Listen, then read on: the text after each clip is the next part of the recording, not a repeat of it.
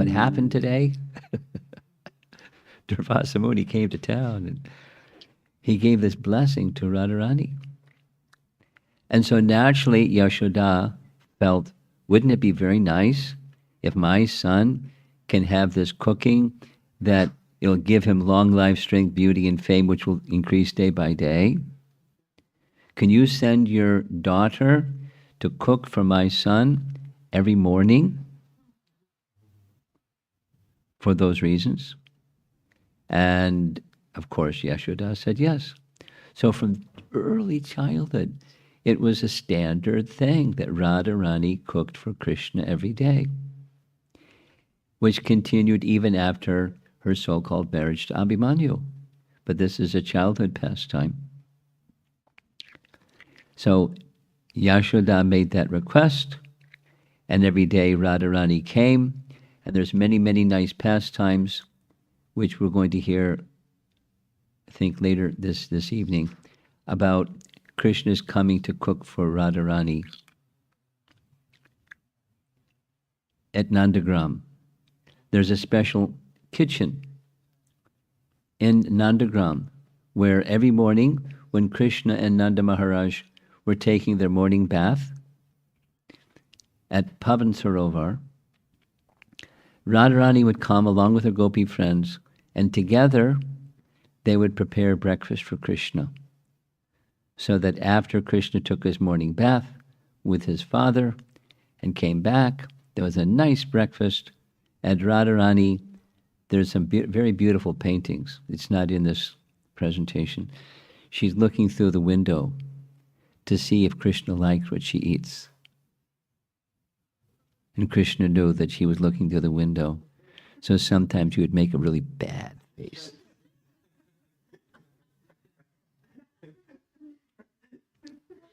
So one of those days, there's a marriage proposal. Now, there's a pastime that's a celebrated pastime, many of you know. It's at Pili Pokar. Pokar means pond and Pili means yellow. So here's the place, or the sign for the place. Look at all those green parrots. And here's the place. At least during a particular season, the water is very high, and the temple is in the background. And this is where there's lots of algae in the place where the water is not so high. And here's somewhere in between. So Pili Pokar, what happened was, I think this is out of sequence. Yeah.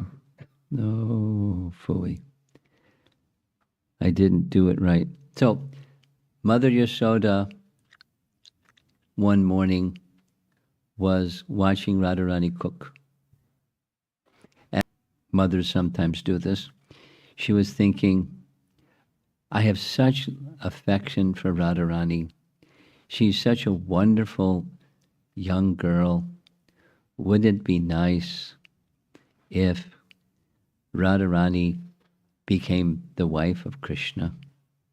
Little boy, little girl. But, in Vedic times, those things would be done anyways. They'd be married and later live together. She was thinking like that and smiling to herself. And Radharani saw her smiling very happily. She asked, what's bringing you this happiness? And she said, she got some haldi and began making marks on the back of Radharani's hand. Oh boy, because I have some nice images that show this. Sorry. So she applied haldi in markings on the back of her hand, which is one of the procedures when there's an engagement. And there was laughter, and it was fun, and Radharani's friends were laughing, and Radharani was laughing, and Mother Yashoda was laughing, and after Krishna's breakfast, Radharani started walking back home with her friends. But as she was walking back home with her friends, she was looking at this haldi on her hand and said, what are people going to think? Because I haven't said anything to my mother and father. How can I become engaged to somebody without speaking to my mother and father? This is very bad. And the girls were laughing and laughing and don't worry, just play. But Radharani got into a mood where she was anxious. This isn't nice. So in the course of walking from Varsana, from Nandagram back to Varsana, on the way, near the base of Varsana, there's a pukur, or a pond. And so she washed her hands in the pond. And as she washed her hands in the pond became yellow. And thus, even today, it's known as Pili Pokar, because the surface of the water became yellowish from the haldi from her hands.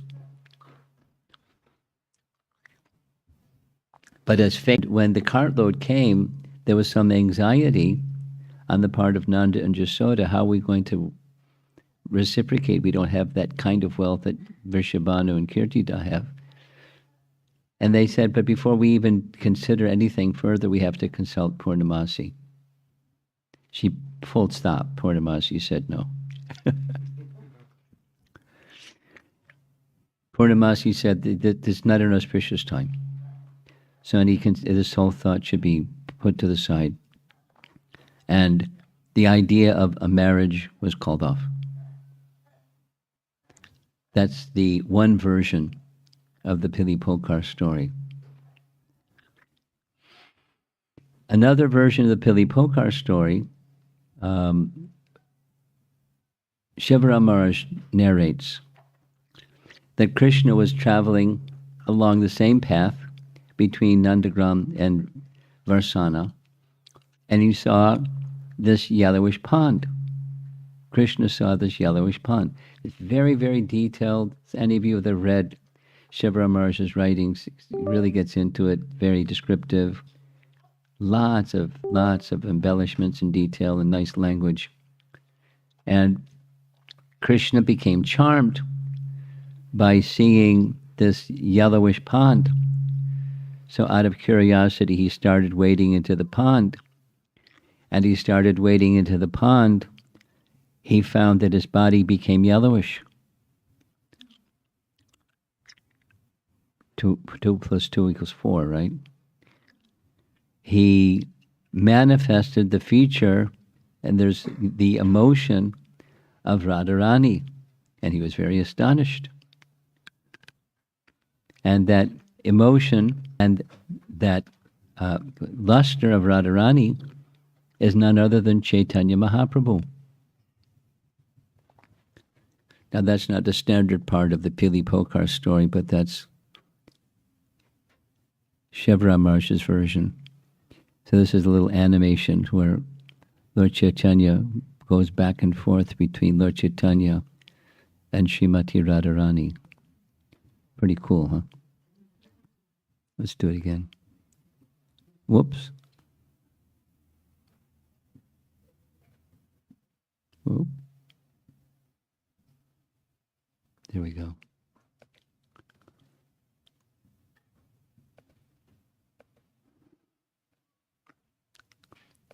Oh gosh, it's not going to cooperate.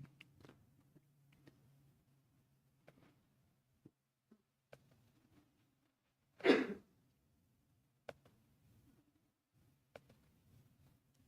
have to go back.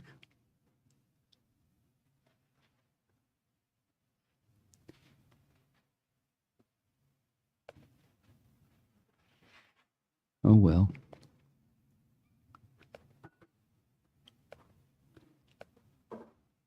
What's the deal? Somebody that's technology smart know how to make this work?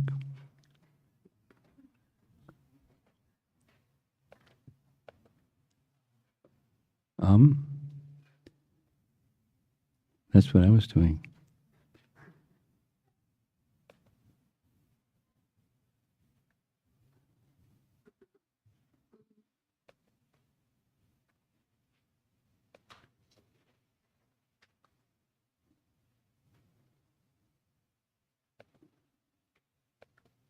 Oh well.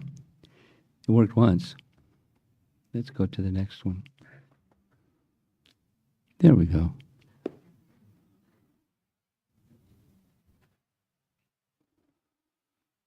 Very clever, huh?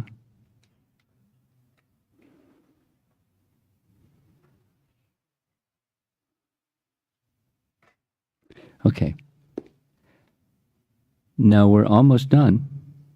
No, we're not almost done. Krishna proves Radharani's superior position. This is a pastime. This is a childhood pastime. Radha and Krishna were together. Once, being overwhelmed by love, Krishna told Radha, "The essence of all worship is to worship you. If someone worships me without worshiping you, he will get no result. You are my Maha Bhavamayi, my pleasure-giving potency. My pleasure is your pleasure. Thus, anyone following your worship is very dear to me. I consider them greater than a yogi or tapasvi." And he goes on, "Whoever desires to serve me with devotion should accept your name first from a bona fide spiritual master and chant purely to attain perfection. Then only will he be eligible to serve me. If one chants Radha Krishna together, I will be controlled by that most fortunate person." A nice painting of someone falling at Radharani's feet. "You are the chief among all the Gopangas and are greater even than Yashodamayi." Radharani was a little skeptical. Radharani laughed and said, "Your character is like a debauchee. I do not believe your words. Srimati is your dear mother. How can you say that I am greater than her?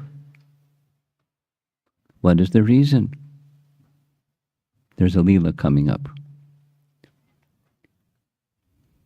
Very soon you will see, even if she is saying that you are her daughter, very soon you will see she will come to catch hold of your feet. Krishna makes a Leela. So the Leela is involved. Like yesterday, we had to read something from Lita Madhava, so I'm going to read something from this pastime.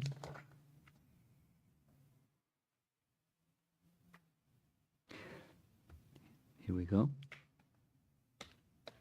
To prove the greatness of Srimati Radharani, Krishna manifests a pastime. One day, some of the Vraja Gopikas brought Radha and Krishna to one house to have fun with them. They were deriving great pleasure uniting Radha and Krishna.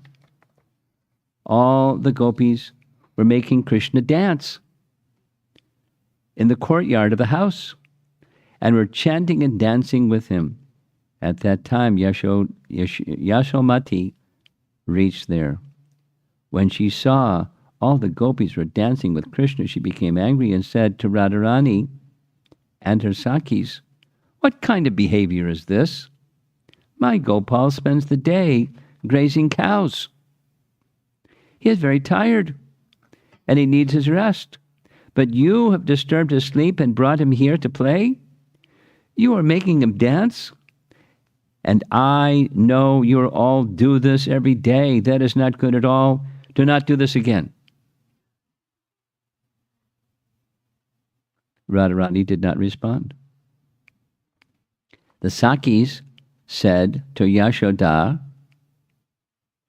"Your son Gopal is a cowherd boy. He has become tired from wandering in the forest and grazing cows and is now sleeping in his bed. This Krishna is not your son. Your son's name is Krishna, yes, But that does not mean there's no one else with the same name in this world. Go to your house and see. Maybe your son is still sleeping there. After hearing this from the Sakis, Mother Yashoda was surprised. There may very well be more than one boy named Krishna, but how is it possible that they would have the same features? Still, as the Sakis suggested, she returned to her house to check on her Gopal. She was surprised to see that the words of the Sakis were correct. Her son Krishna was sleeping on his bed. She was bewildered to see this, but at the same time, she was feeling very happy. She immediately went back to the place where the Sakis were playing with the other Krishna. Yashoda said, "Oh, Sakis, please listen to me. Where did you find this Krishna, who looks exactly like my son Krishna? Both are the same age. They have the same features and physique. They walk the same way, speak the same way, and behave the same way. Their bodily color is same. By seeing your Krishna, I'm feeling satisfaction in my heart. I'm feeling so much affection toward him. You all come to my house along with your Krishna. We will unite both Krishnas together and make them dance together. Everyone will be happy to see their dance. We can establish a friendship between both Krishnas. Then after finishing the dance, you leave my Krishna in my home and come back here with your Krishna." Prompted by Krishna, Radharani said, "Oh, dear mother, you are telling us to take our Krishna to your house? But we are feeling scared. If both Krishnas are dancing, then how are we to tell which is your Krishna and which is ours? Your Krishna may become exchanged with our Krishna." Mother Jasoda laughed to hear this and said, "If that happens, then what is the problem? Both of them are same in their qualities." Radharani said, "No, that's not correct. Your Krishna can never be equal in qualities with our Krishna. Your son is a cowherd boy who is grazing cows in the forest the whole day. He does not have any knowledge of love, prema tattva. But our Krishna is an incomparable jewel among the Purushas. He is Purusha Ratna and Purushottama. So many yogis, rishis, munis, gyanis, dhyanis, they're worshipping his lotus feet. Our Krishna has killed so many great demons. He has corrected the mistakes of Brahma, the creator of this universe." Mother Yasoda replied, "My son has also performed all these activities. All the Vrajvasis know all about this. When my son was only 3 days old, he killed Putana. Then he killed Shakatasura and Trinavartasura. Everyone knows that these are all his activities of Yasoda Nandana." Radharani said, "By this discussion, we may create a quarrel.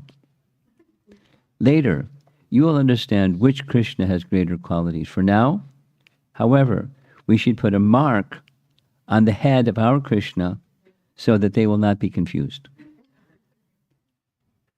Saying this, Radharani put one spot of sandalwood pulp on the forehead of Krishna. The round white mark on the forehead of Krishna looked like the moon rising from behind a blue mountain.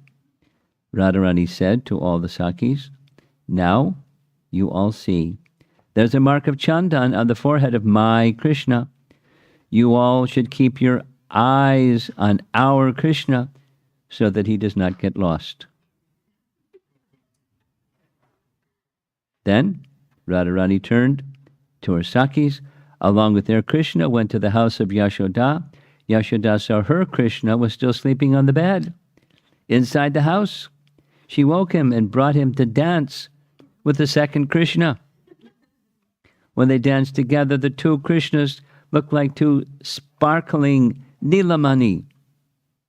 That's a jewel, a blackish Nila money. Everyone was surprised to see their dance. Never had they witnessed such a wonderful event. Then, all of a sudden, Yashoda's Krishna merged into the body of the gopis' Krishna and became one form. Then the dance was finished. Radharani and her Sakhis prepared to leave along with their Krishna.